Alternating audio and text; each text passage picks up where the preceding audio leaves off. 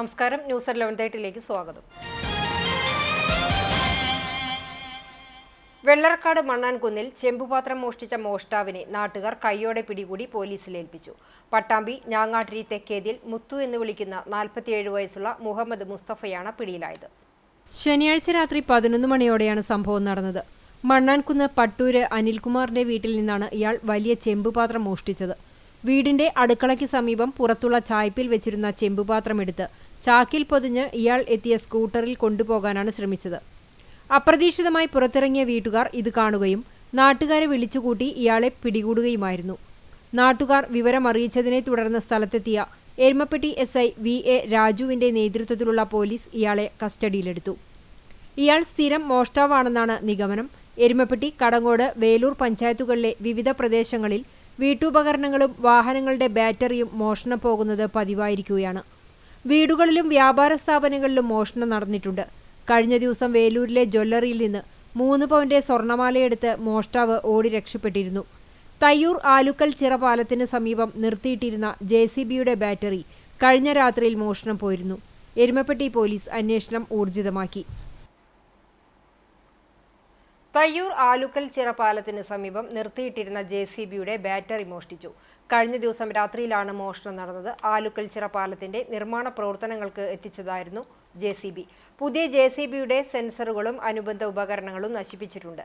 ഏകദേശം 50,000 രൂപയുടെ നഷ്ടം കണക്കാക്കുന്നു. എരുമപ്പെട്ടി പോലീസിൽ പരാതി നൽകി.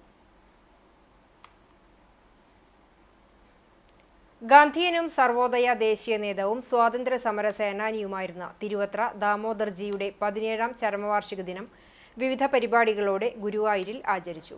കേരള മഹാത്മജി സാംസ്കാരിക വേദിയും തിരുവത്ര ദാമോദർജി സ്മൃതി ഫൗണ്ടേഷനും സംയുക്താഭിമുഖ്യത്തിൽ നഗരസഭാ ലൈബ്രറി ഹാളിൽ നടന്ന അനുസ്മരണ സമ്മേളനം പ്രമുഖ സാഹിത്യകാരൻ ഡോക്ടർ PV കൃഷ്ണൻ നായർ ഉദ്ഘാടനം ചെയ്തു. സംഘാടക സമിതി ചെയർമാൻ P കോയക്കുട്ടി മാസ്റ്റർ അധ്യക്ഷത വഹിച്ചു. പത്രപ്രവർത്തകൻ KC ശിവദാസൻ മുഖ്യപ്രഭാഷണം നടത്തി. സംഘാടക സമിതി ജനറൽ കൺവീനർ സജീവൻ നമ്പിയത്ത്, കേരള സർവോദയ മണ്ഡലം മുൻ general secretary PS Sukumaran, doctor Ashoka Vatsala, K Jayaram, Damodaran, Nalini teacher എന്നിവർ സംസാരിച്ചു. മികച്ച ഹിന്ദി അധ്യാപകർക്കുള്ള പുരസ്കാരം തിരുവത്ര ദാമോദർജിയുടെ മകൻ റിട്ടയേർഡ് ജില്ലാ ജഡ്ജിയുമായ K രമേഷ് ഭായ് ദാമോദരൻ സമ്മാനിച്ചു. ഹിന്ദിയിൽ ഏറ്റവും ഉയർന്ന മാർക്ക് ലഭിച്ച വിദ്യാർത്ഥികൾക്കുള്ള മെഡലും സർട്ടിഫിക്കറ്റും ട്രോഫിയും സമ്മാനിച്ചു. സേതു പാലിയത്ത്, KK മനോജ് കുമാർ, വിഷ്ണു ഗുരുവായൂർ എന്നിവർ നേതൃത്വം നൽകി.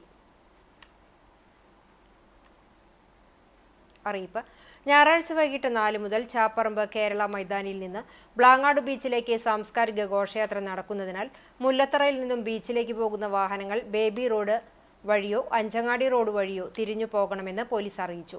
ചാവക്കാട് ഡെസ്റ്റിനേഷൻ മാനേജ്മെന്റ് കൗൺസിലും നഗരസഭയും ചേർന്ന് നടത്തുന്ന ഓണാഘോഷത്തിന്റെ ഭാഗമായാണ് സാംസ്കാരിക ഘോഷയാത്ര.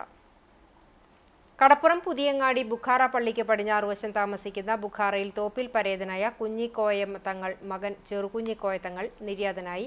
69 വയസ്സായിരുന്നു. ഖബറടക്കം ഇന്ന് വൈകിട്ട് 4-ന് ബുഖാറ പള്ളി ഖബർസ്ഥാനിൽ നടക്കും. ഉമ്മുകുൽസു ബീവി ഭാര്യയും, നൈമുദ്ദീൻ തങ്ങൾ, ഷമീല ബീവി, നസീറ ബീവി, ഷാഹിമ ബീവി എന്നിവർ മക്കളുമാണ്.